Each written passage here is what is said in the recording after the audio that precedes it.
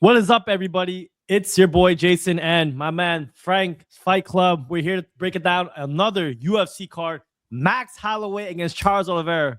What's good, my man? How you doing? I'm excited. We had UFC Mexico, and it was honestly pretty entertaining. Dude, we crushed. I was about to say, we killed it. A lot of these fights were gimmies, but who else was saying Kavanaugh and Zellhuber? Oh, nobody, bro. Look, Nobody. We're going to go over, obviously, quickly this UFC card because we had to go over how we did, so you guys can trust us that we're not just spewing BS around here. So first fight we had Loner Kavanaugh, Brandon Moreno. I like Loner Kavanaugh. Frank definitely thought it was the value as well. Look, Kavanaugh got the win. I think rightfully so. He beat up Moreno. I think Moreno should probably retire. I don't know if you have any thoughts on that fight.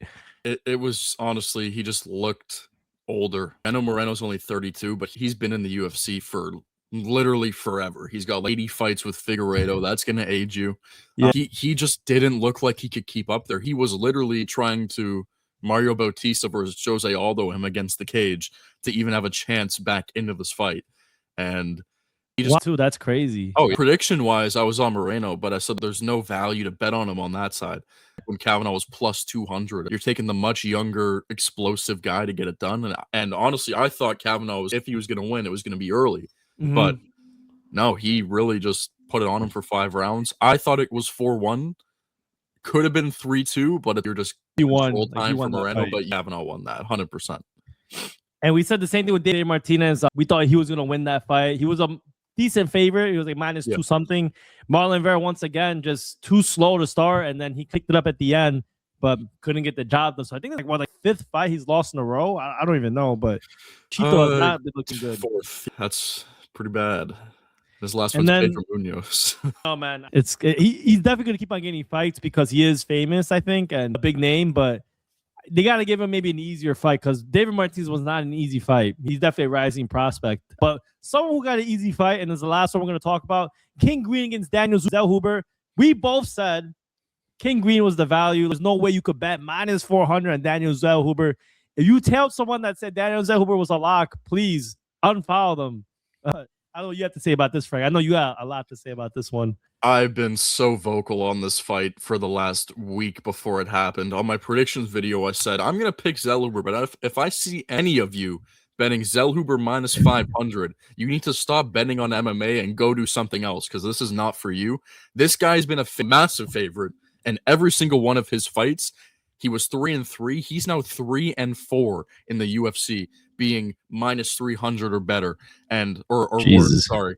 And King Green literally just made him look like a debuting prospect. King Green looked like an actual contender in the division. He was walking him down. He was putting hands on him. He was emoting on him, brushing his shoulder, doing his little walk where he's got his arms in front of him. He was styling on him for 10 straight minutes, and he put him out pretty bad. Like, we saw King Green get put out bad by Jalen Turner. He did the exact same thing to Zellhuber this week, and that fight should have been stopped multiple punches before that, but they were giving Zellhuber a chance to, like, they were saying fight back, and his head was like this with his eyes closed on the ground. Fight back. Not good, bro. No. It was not good. Oh. We'll see. I think they may give him one more chance, but cut him, bro. They gave him 2 step-ups against 2 old vets to get his name up, and it didn't work out. So hopefully he gets back to the drawing board. He's very young, so whether he stays in the UFC or not, I think he has talent, but those odds, that made no sense. I'm going to be honest. I thought Zellhuber had a better stylistic matchup against Green, but it didn't pan out. There was no way you could bet him minus 400. But no. Again, guys, we got another big card. This is probably one of the best cards of the year so far. The BMF Holloway against Oliveira. This is the second fight, if you guys didn't know. The first time they did fight was back in the day. It didn't really end in a very satisfying way because Oliveira kind of dislocated his shoulder or something happened. Supposedly, he could have been paralyzed based off the injury. So who really knows? It doesn't really matter now. They're fighting much later. And I guess at the end of their careers, if you want to call it that. But this is going to be an amazing card. And we're going to start off right with the main one. But before we do, man, make sure you guys like and subscribe. Go follow my boy Frank. Go follow myself. And we're going to keep on dropping these breakdowns, man. But this is an amazing card and a main event. So I'll let my man Frank start it off. Max Holloway against Charles Oliveira. My man, let me know what your thoughts on this one. Brother, the best is blessed. We're going with Max Holloway. I think him at minus 225, I believe is his price point. Minus 200. It might be around minus 225 now. I think he's at a pretty good price. We haven't seen Oliveira come back since he got put out by Ilya. I do think his chin is going to recover, and it's not going to be as bad as people think it might be. But this is a lightweight Max Holloway, so there's always a chance that he could put him out.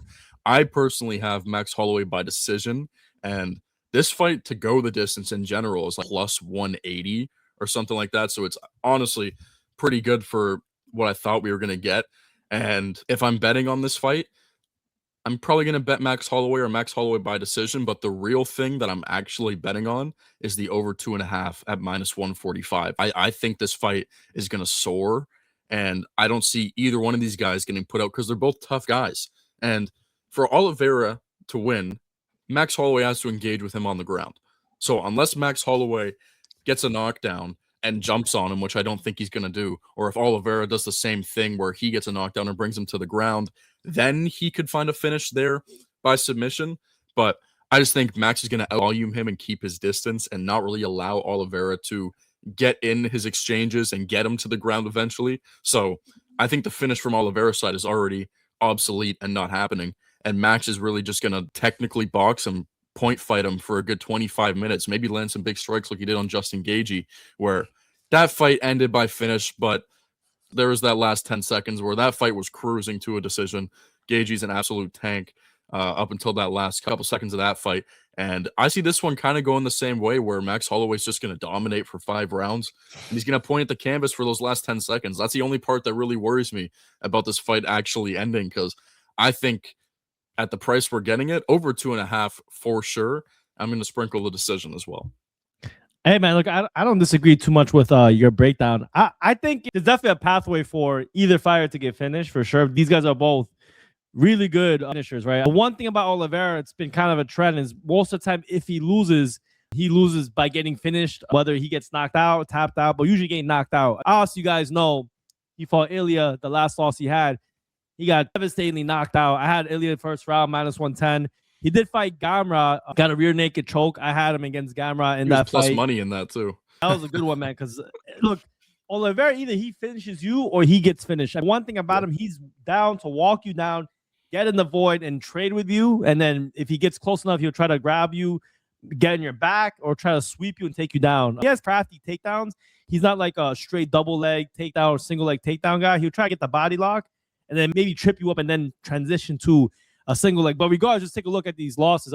The last week against Chandler and Armin Zarukin, there were decisions. But after that, man, before that, ground and pound, triangle, choke, basically almost all finishes. The guy is very aggressive. And hey, look, he did get a finish against Garbrandt, so maybe his chin is not super deteriorated, but he's gotten cracked a lot, man. Even in his wins, he's gotten cracked, right?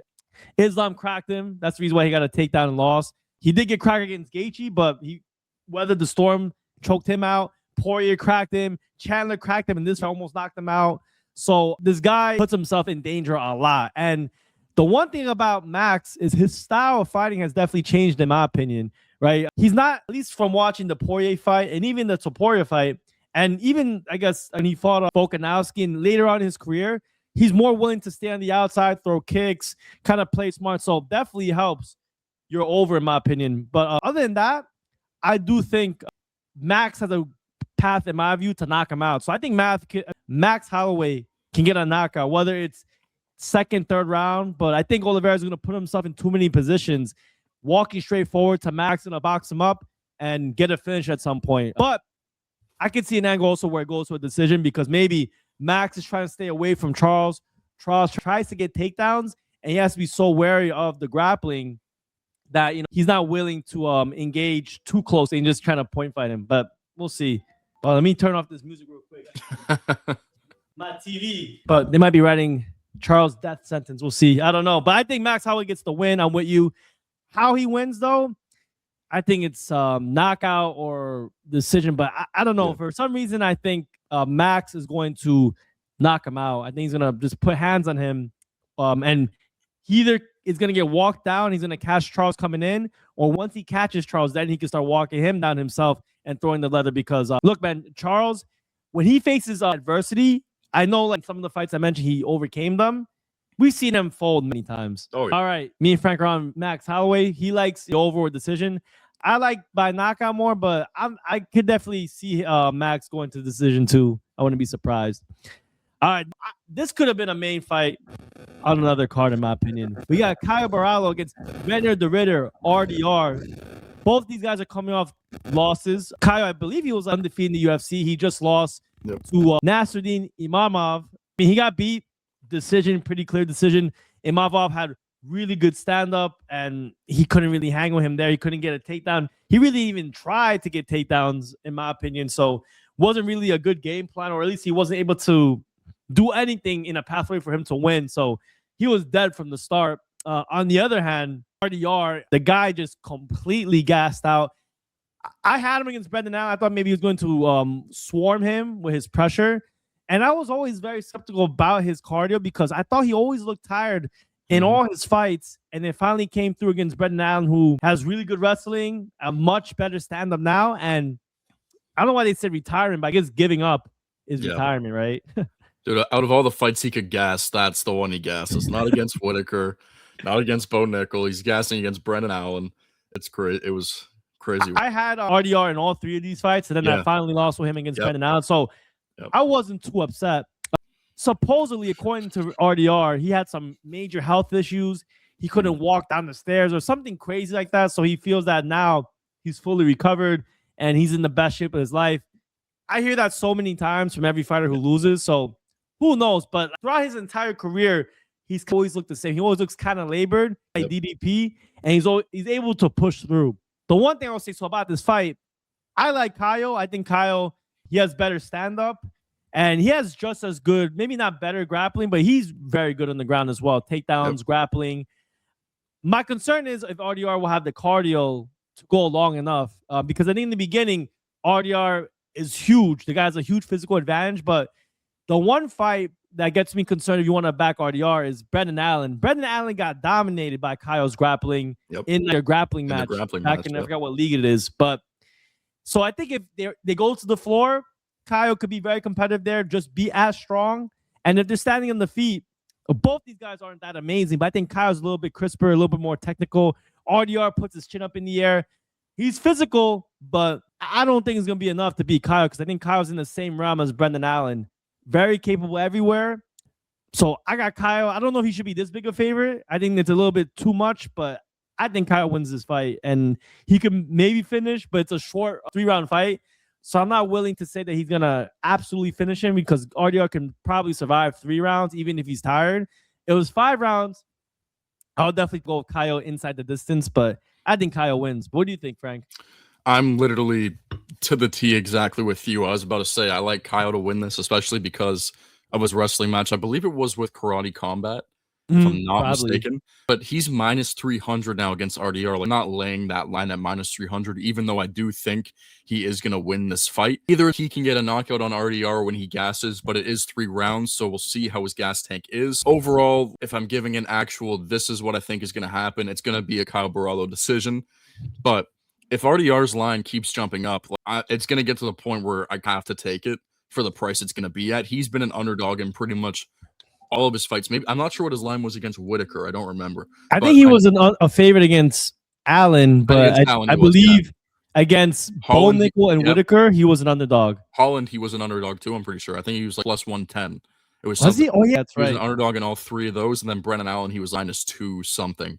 But so I had him at a plus 200 something against Bo Nickel, and Whitaker, I think, was closer odds. But now it's like his line has been looking at me, and I've been looking back. How do I pass up on RDR at such a good price?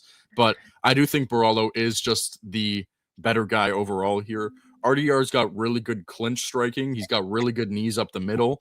And we haven't really seen how Borralho's body work is. If he gets touched to the body, we don't know how vulnerable he is to those type of strikes. So that could be a big thing for RDR to get going with some knees up the middle.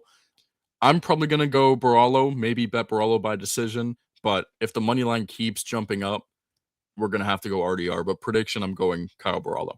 I'm with you, man. And if you guys are sports bettors, do predictions, there's always a price where you would bet the other side. I do think that RDR definitely has a chance, especially if maybe his health is better. I don't really believe that, fight. No one's ever 100%. No one's ever 100% I think RDR has a great. He was a champion, I think, one FC or another fight league. Yep. So the guy is not some scrub. The guy's very decorated and very big for the division. So I think he definitely can beat Borralho, but I don't know if it keeps like to your point. I think if it gets to like he gets like plus 275. I might have to bet RDR2. We'll see. You got fight odds open? Let me open those up. Actually, good point. See what it's at. The fight odds. While it's loading, we'll go. I don't know why it's taking forever. Oh, they moved it. All right, hold on. See, share this tab. So now it's a new site now. Oh wait, odd screens. Wait, what? I'm not trying to look at this fight. No, I still got the. Hang on. Oh, you got it? Let's see. Oh, I got it. Never mind. I got it. Got it? Hold on. My bad. There we go. All right. So now we got the fight odds. And so we'll see Caio Borralho. He's plus 200 Reinier the Ritter or plus 235 on DraftKings right now. He looks to be the highest. So if he gets to 275, I'd take him. But right now, at that point. I'm still with Caio. I think Caio can win this. Yep. Right now, it's just a no bet for me until RDR's line gets a little bigger. For sure. All right. Let's see. So about this. And this is another good one, man. My boy Rob fought against Raul Rosas Jr. Frank, why don't you start us off? What do you got? I understand everyone on Rob Font, but I feel like now that so many people are on Rob Font, it's just not a thing anymore. Before, it used to be, no one expects Rob Font to beat this upcoming prospect, and then he beats him. It's like, oh my God. And now that we've seen it happen a couple times, everyone's like, oh, Rob Font, man, he's fighting a young fighter. Rob Font at plus one. I think Rob Font at plus 180 is absolutely insane. I think Raul Rosas Jr. should be a bigger favorite than minus 225. And I think he's going to submit him. I think Rosas Jr. is going to submit Rob Font in the second round and honestly make it look pretty easy. Font might give him some issues in the first round on the feet, but I think once it gets to the ground, Rosas Jr. is just going to dominate him and find a submission. Hey, look, I don't disagree with you. I actually think Rob Font has a chance to win. I understand why Rosas Jr. is the favorite, because if you remember anything about Rob Font, if you guys have watched him, his one big problem is takedowns. When he fought Corey Sandhagen, all Corey did was just take him down. I think he controlled him for almost 14 minutes of that fight.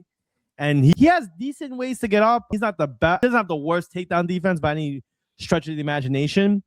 The thing is, though, Rosas doesn't really have a good stand-up game because a lot of the guys he's gotten taken down by are very well balanced. So they both have good stand-up game and a ground game. So then he cuts up. Corey Sandhagen has amazing stand-up. So he was able to quickly transition to the grappling and disguise it. If he fights a guy like Rosas, who all he does is just take people down, he'll probably be a little bit more prepared. But a lot of the guys he's fought have all been stand-up fighters, right? But Davidson took him down. Again, another guy with good stand-up. He disguised it, and he got held down. Mentioned Corey Sandhagen.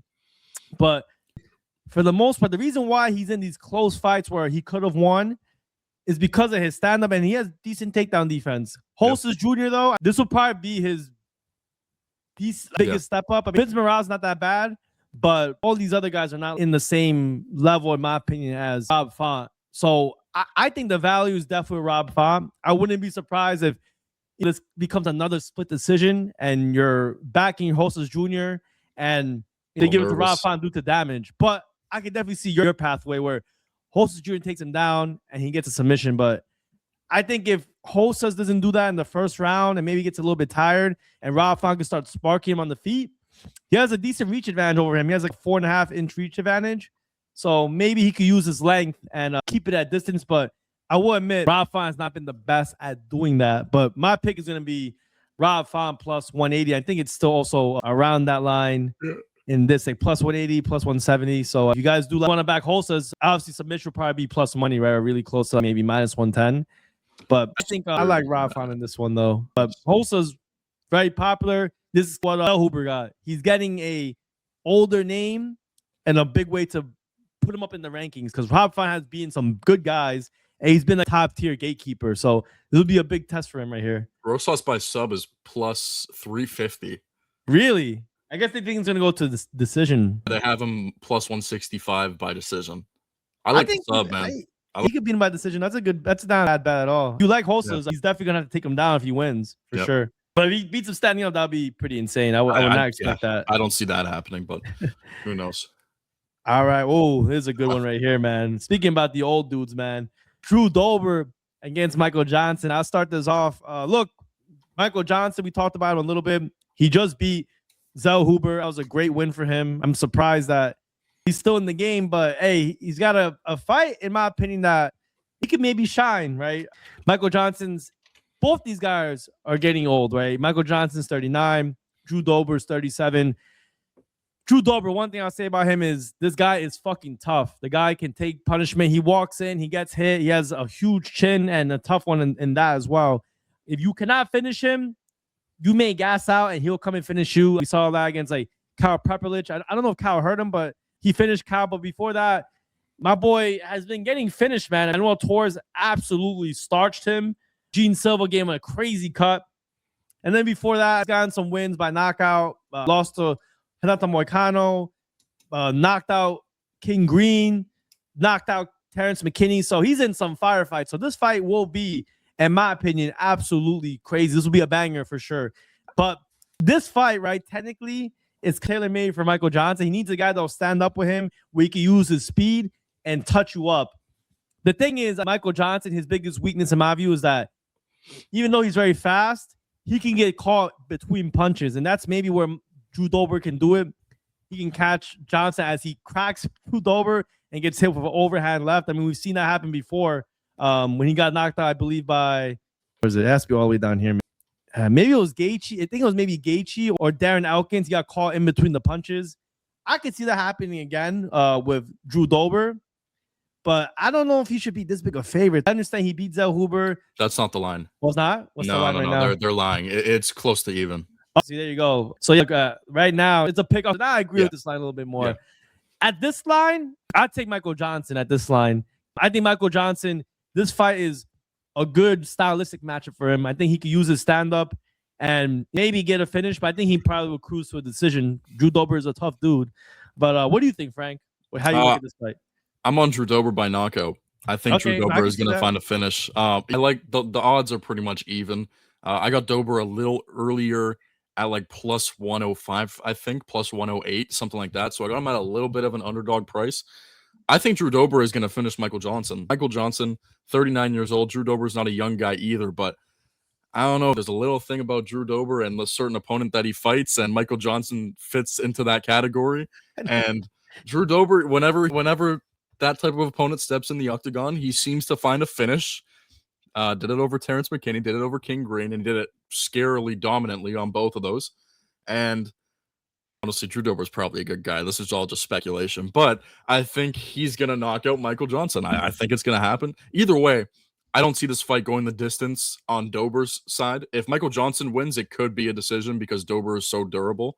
But if Drew Dober is going to get a win, it is going to be by knockout because he's not beating Michael Johnson by volume through a 15-minute fight. I don't see that happening. But I like Dober, and I'll probably take his knockout line because that's the only way I see him winning from now on. But I did get his money line at plus money earlier, so that's why I took it then. He takes him down, which is definitely been a way to beat Michael Johnson. Yeah. But I don't think he'll want to do that. I Drew think Dober just fucking goes in and just tries to bang with guys. Pause. But all right, this is another great fight, man. These fights have been back-to-back bangers. Gregory Rodrigues against Bruno Ferreira. Frank, why don't you start us out? Who do you got in this one? I'm a big fan of RoboCop, but I'm fading the hell out of him in this fight because we are getting Ferreira at such a good price, especially for these guys fought 3 years ago, man. It's not that long ago. Yep. RoboCop got put out cold in the first round against Bruno Ferreira, and RoboCop was winning that fight up to that point. So a lot of people say, oh, he was winning the fight before he got knocked out. He still got knocked out in the first round, right? And now you're telling me we're making this fight again. And he was a 250 dog, he was a big underdog. He was a really big underdog. Now we're making this fight again, and Ferreira's a plus 170 dog. When Ferreira has looked better in the UFC too. He's got one loss in the UFC, and he's been fighting better competition. He just beat Marvin Vettori. So I don't really understand. I don't really agree with the line of Rodrigues being minus 200. We saw what happened to him against Jared Cannonier the last time he was a pretty big favorite. And I think we might see something similar to that Cannonier fight again with Bruno Ferreira in the rematch. Hey, man, I don't disagree. I'm with you. I think Bruno Ferreira can get a knockout once again. I think he was setting him up the entire time. He was like trying to pretend he was going to go with the overhand left and just went straight down the pipe with his right hand and knocked him out ice cold. He could do it again. I think a lot of people like Gregory Rodrigues because the biggest thing about Ferreira was that he would just gas out in a round or two rounds, or no one knew what his cardio would be like. I don't see anything too much different from the last time. I thought the value was always on Bruno Ferreira, and I think still Bruno Ferreira is the value. I think, let's see, I'm going to look at the fight odds. Let's see. We'll go right here. Yeah, Bruno Ferreira's still plus 160. I think he could do the same thing again and maybe even mix the wrestling. Like Gregory Rodrigues has gotten 2 wins, one over Jack Hermanson, who has no stand-up, and then Roman Kopylov, who I thought Roman was could beat Gregory Rodrigues, but didn't implement any game plan, in my view, that was conducive to winning. And to your point, Bruno has fought just as good or even better competition. And I think this time around, it'll be even closer, at least to start. And I think Bruno Ferreira can get a big hit once again. Because we've seen Gregory Rodrigues get knocked out, and it's not just him. He's a little chinny, and I'm not taking him at minus 200, especially with the history we have with these two. To me, it's 100% dog or pass when you're getting a good price on Ferreira. It's not like he's a 10 plus 120 dog. You're getting him at really good plus money for a fighter that we've seen put out RoboCop, right? So it's like we might not see the same thing again, and I wouldn't be surprised if a lot of rematches aren't the same the second time, but I can't pass up on that price. I think it's just too good to pass up on. No, I'm with you, man. I agree with you on this fight. I like Ferreira in this fight. Oh, all right. This is a good one, man. Cody Garbrandt against Long Xiao, or Xiao. I think his actual name when they would put it in English is Xiao Long. And this is basically a gatekeeper in Cody Garbrandt, former champ against Xiao Long, who just came off a loss against Joo Sang Yoo, who I actually took live, and he beat Joo Sang Yoo at the very end. A big plus dog price. I got lucky as hell. I did it for fun. But Cody Garbrandt, man, I feel bad for him because TJ Dillashaw cheated in at least one of his fights and basically ended Cody Garbrandt's career. He got knocked out twice, and then Cody was never the same after that. He lost his girl. He went through like some crazy depression. So I do feel bad for him. Those L's changes a fighter, man. He was never the same. He switched camps, and I feel like he's never been confident in his chin ever since those losses. He never fought the same way. He got knocked out by Kai France. He did get 2 nice wins, but ever since then, he hasn't really been able to put it together. I thought he had a decent chance maybe against Barcelos. He was winning that fight early, too. He looked great in the first round. Slowed down. It's tough because I don't know if Xiao Long should be a favorite against anyone that has experience like Cody Garbrandt. Like the problem is, I think we said in some of the other fights and the other cards, Cody Garbrandt has all the skills to beat Xiao Long 100%. He has a stand-up. He has good head movement. He's fast. He has good wrestling. Cody Garbrandt could easily win this fight. I just don't trust that he'll be able to do it. I'm not really sure if he'll be able to complete an entire game plan for the entire 15 minutes of the fight. So for me, I'm probably going to skip this fight. I think Cody Garbrandt, if there was anyone he could beat, this will probably be the best chance he's gotten, because you take a look at the guys he's fought, this is the biggest step down in competition. Xiao Long is a prospect, but in terms of the pedigree of the guys he's fought versus him, I think is the lowest level fight he has had in a long time. So I'm not saying this confidently. For me, it's Cody or pass, but I wounn't be surprised if Zhang Lao knocks him out too.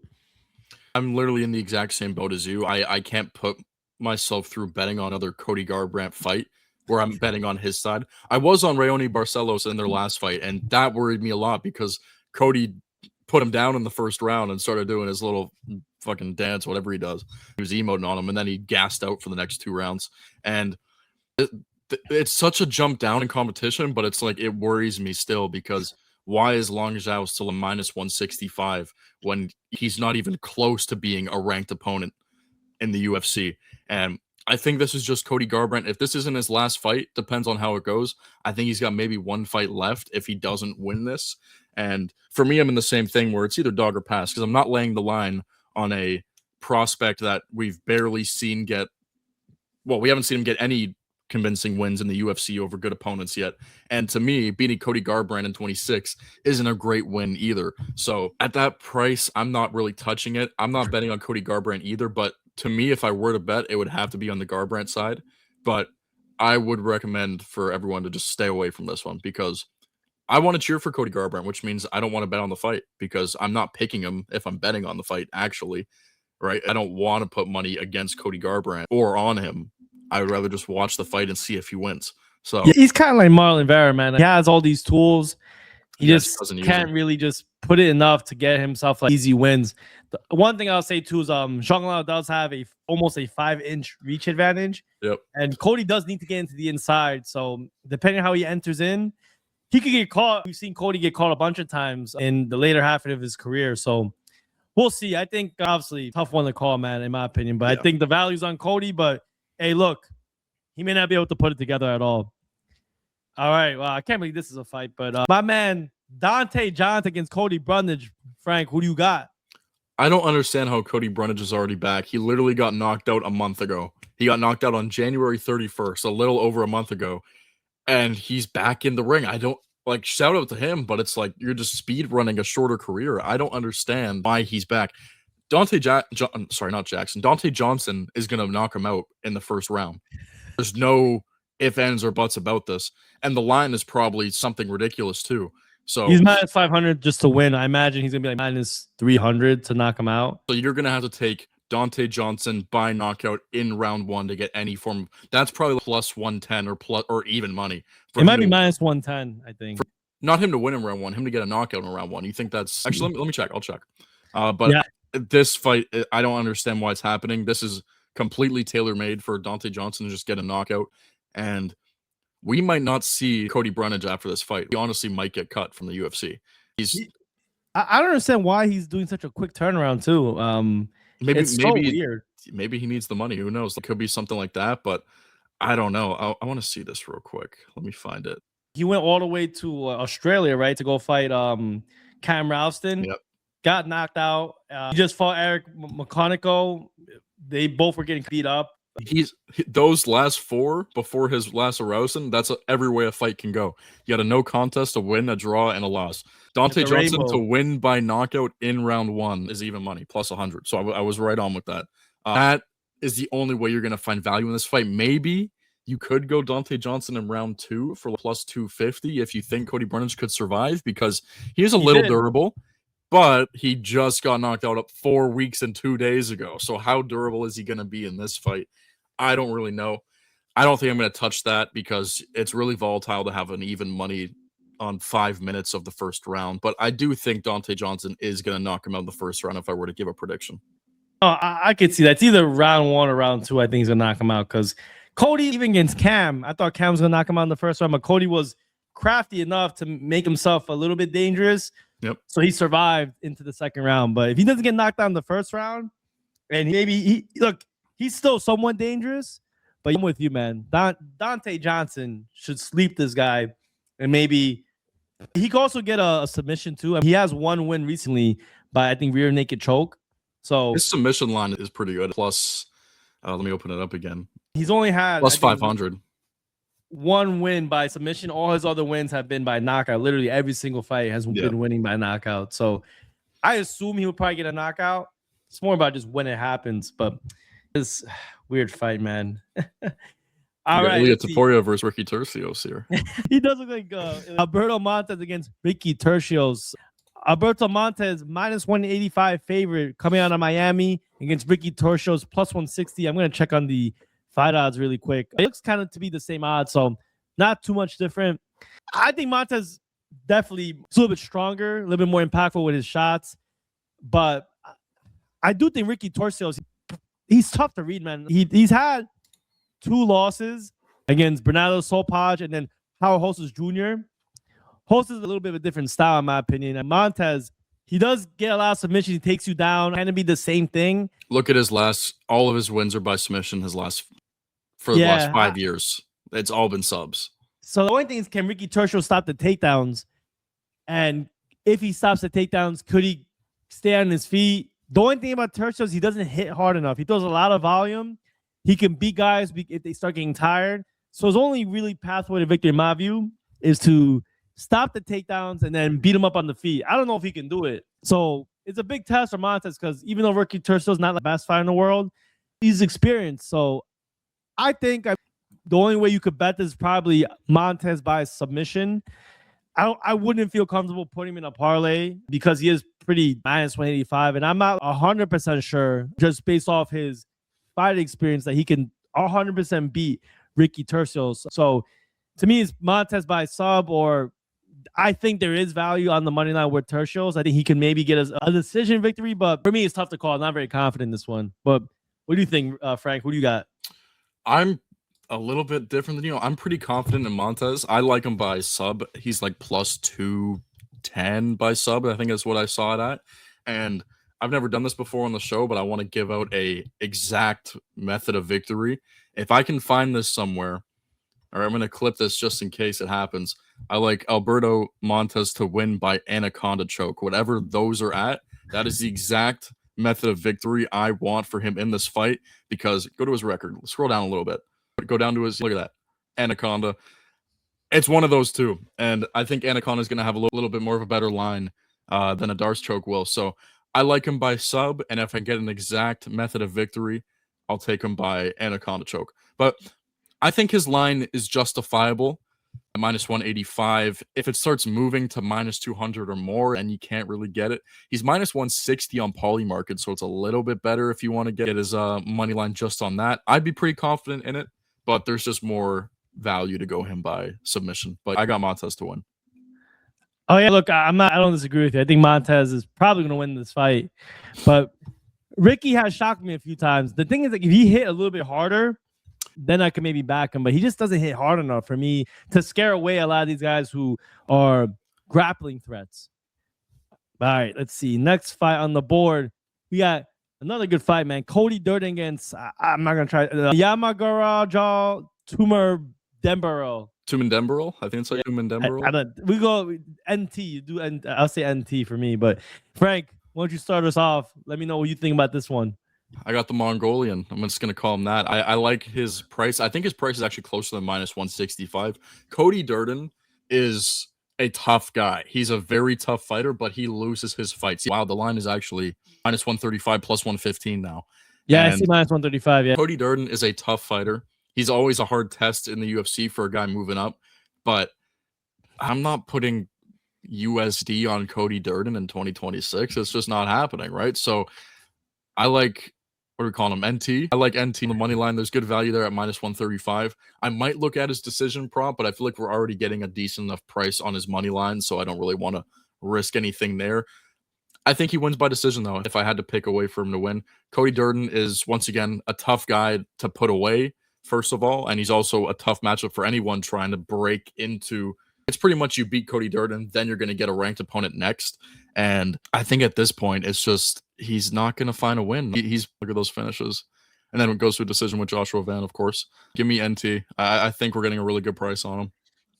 Look, guys, if you get minus 135, I totally agree with Frank. I think my man NT, the Mongolian, is the side. But I think also he has a pathway to knock out Cody Durden. Cody Durden has gotten cracked in every single one of his fights, pretty much. We go back, I think Tagir, he got cracked. Bruno Silva hit him, cracked him. Even Matt Schnell cracked him until Matt Schnell gassed out, and then Durden took over and beat him and choked him out. Joshua Van hurt him a few times. Ochoa obviously knocked him out. And then Nascimento hurt him and then took him to the floor and choked him out. So the thing about the way this guy fights, he literally just walks in, and I'll say this, he has a pretty good chin. He hasn't gotten really, I haven't seen him get knocked out or hurt too much. A guy literally just walks in and he fights knowing, or at least believing, that he can go punch to punch with you. And if he does that against Durden can get knocked out. This guy's definitely not the most technical. I think Cody Durden's the better and more skillful fighter. But when it comes to fighting, that's not always the case to who wins. Sometimes just who's more effective with the way they fight.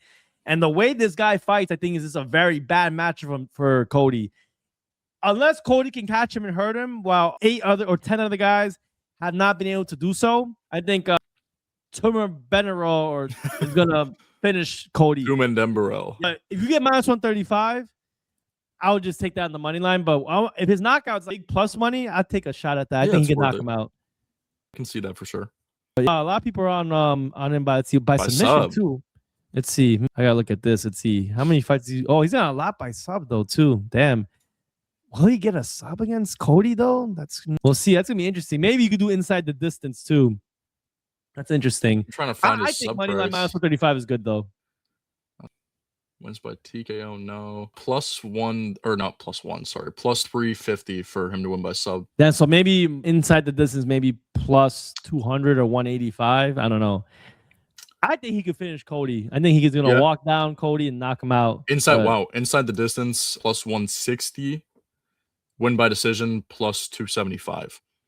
Damn. I'm with you though. I like NT. You do money line, guys. Money line safer. But if you want to get some plus money, I think inside the distance is not that bad. At least you're getting like plus 100 more just to take that.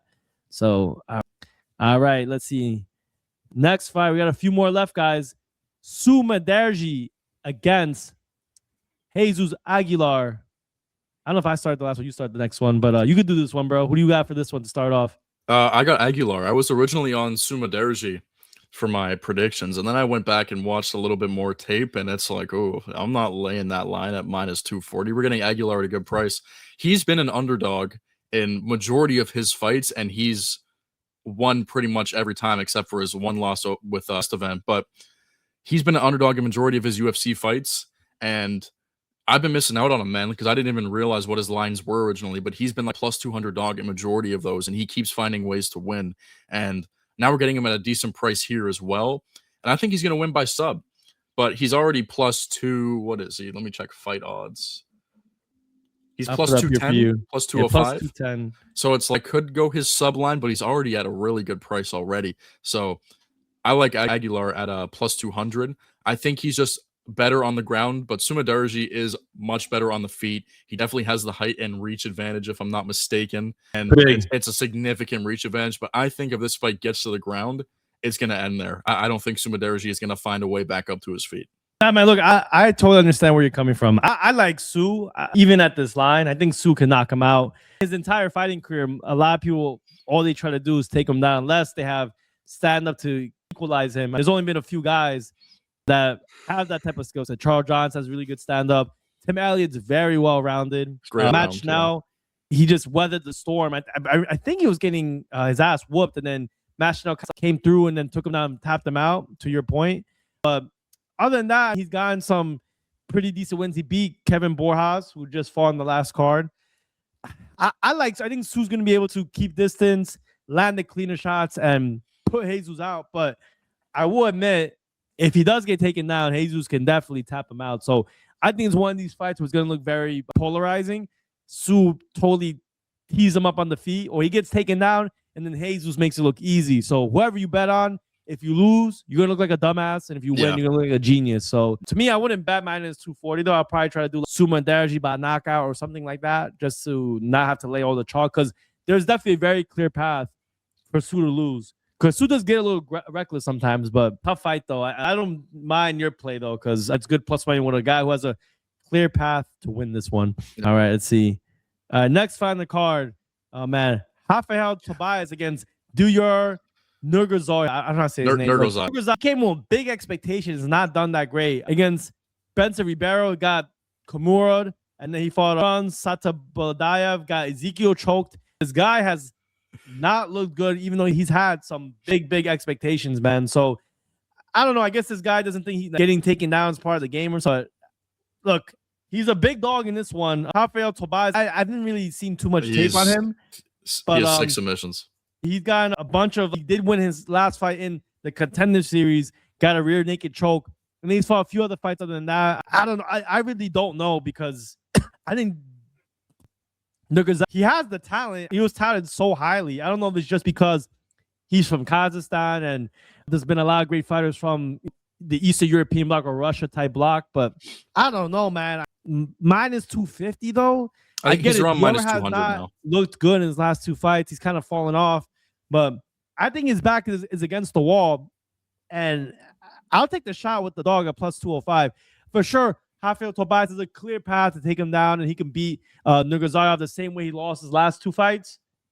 But I think for some reason, I want to see if all that hype is going to play through as a big dog now. But I don't know what you think. But you might be able to convince me the other way. I'm on Tobias for sure. He's around -200 now, so this is a little off. Nurgozhay, he was 10-0 before those last 2, so he was a very highly touted prospect, had a lot of finishes. Tobias is quite literally better everywhere. He's better on the ground. I think he's better on the feet. He has finishes by knockout and a lot of finishes by submission. And I like him at minus 200. I think I'm going to prop play it for Tobias to win inside the distance or even just by sub in general, because if he takes him down, this fight's over. I fully believe that. Once this fight gets to the ground, it is going to end.